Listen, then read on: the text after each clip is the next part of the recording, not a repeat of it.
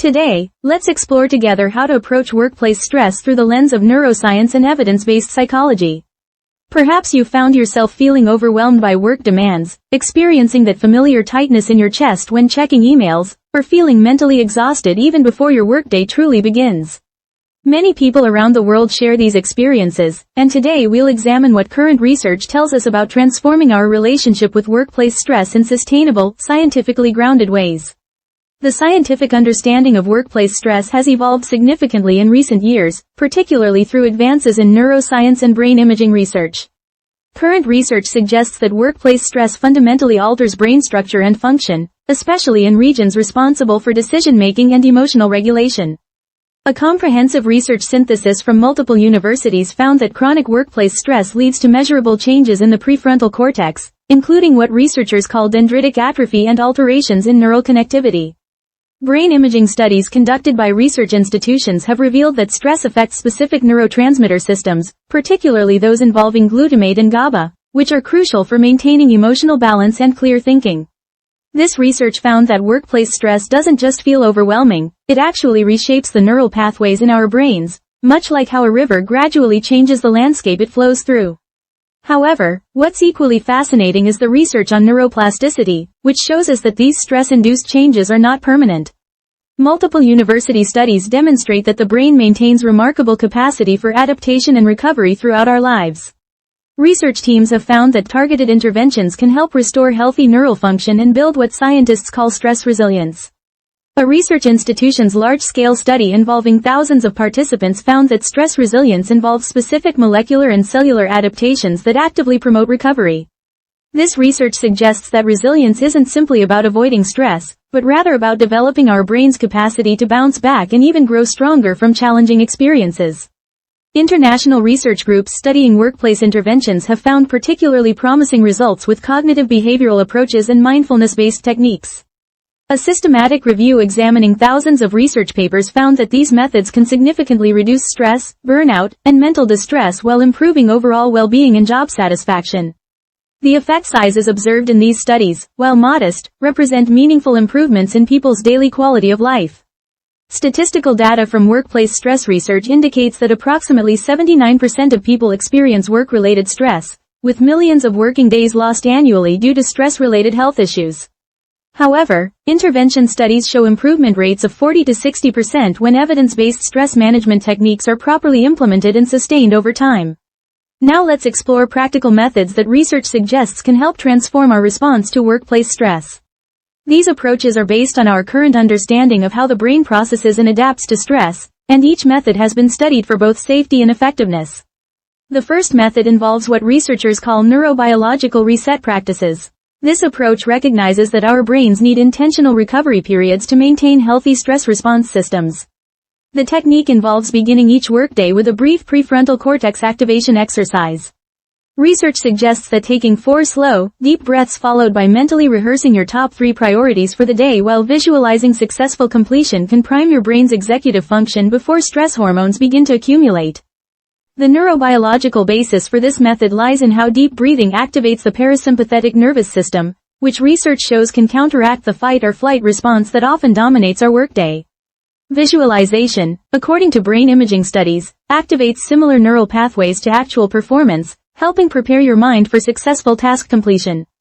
The second method is called the stress circuit breaker technique, which involves implementing brief interruptions every 90 minutes throughout your workday. Research on ultradian rhythms suggests that our brains naturally cycle through periods of focus and rest approximately every 90 minutes. This technique involves standing up, performing gentle shoulder rolls, and asking yourself what your nervous system needs in that moment. The effectiveness of this method appears to stem from how it interrupts the stress accumulation cycle that research shows can build throughout the day. Studies suggest that these brief interventions can help maintain emotional regulation and prevent the cascade of stress hormones that can lead to burnout over time. The third approach focuses on cognitive restructuring through what researchers call perspective-taking techniques. When facing workplace stressors, this method involves asking yourself a series of questions designed to activate higher-order thinking processes. The specific questions are: will this matter in 10 minutes? Will this matter in 10 months? Will this matter in 10 years? Brain imaging research suggests that this type of perspective taking activates the prefrontal cortex while reducing activity in the amygdala, the brain region associated with fear and stress responses. Studies have found that people who regularly practice this technique show measurable reductions in stress response within 3 weeks of consistent application. The fourth method involves what researchers call success memory banking. This practice involves writing down 3 specific workplace successes each evening, regardless of how small they might seem. Research on memory consolidation suggests that this practice helps reinforce positive neural pathways and builds resilience against future stressors through what scientists call experience-based plasticity. Studies have found that people who engage in this practice show improved mood and increased confidence in handling workplace challenges over time. The neurobiological mechanism appears to involve strengthening memory networks associated with competence and success, which can serve as emotional resources during difficult periods. The fifth approach focuses on creating what researchers call microboundaries between work and personal time. This involves establishing brief transition rituals, such as changing clothes mindfully, washing hands with attention, or stating aloud that you are transitioning from work mode to personal mode. Research suggests that these rituals help train the brain to compartmentalize stress and prevent work concerns from contaminating personal recovery time. Brain research indicates that clear boundaries support healthy functioning of what scientists call the default mode network, which is crucial for mental restoration and emotional processing. Studies suggest that people who maintain clear work-life boundaries show better sleep quality and lower levels of chronic stress hormones. For each of these methods, research suggests starting with low stress periods to build neural pathways before applying them during challenging situations. Consistency appears to be more important than intensity, with studies indicating that small daily practices create more lasting change than sporadic intensive efforts. Most research suggests that new neural patterns typically take between 21 to 66 days to become established habits. To summarize what we've discussed today, let me organize the key insights into practical points you can remember and apply. First, workplace stress physically reshapes your brain, but current research shows these changes are reversible through targeted interventions and consistent practice.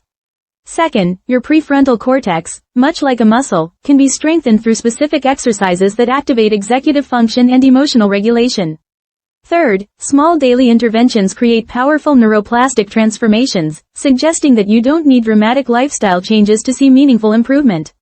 Fourth, stress resilience is a learnable skill backed by extensive neuroscience research, not something you either have or don't have. Fifth, recovery happens more efficiently when you work with your brain's natural rhythms rather than against them, such as honoring 90-minute attention cycles. Sixth, professional boundaries serve to protect your mental architecture from cumulative stress damage, much like how proper maintenance protects a building's structural integrity. The evidence suggests that with consistent application of these scientifically informed techniques, your relationship with workplace stress can gradually transform. Your brain's remarkable capacity for change means that workplace stress doesn't have to define your professional experience or diminish your quality of life.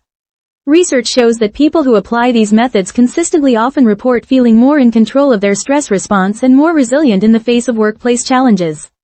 The scientific evidence gives us hope that meaningful change is possible when we work with our brain's natural capacity for adaptation and growth.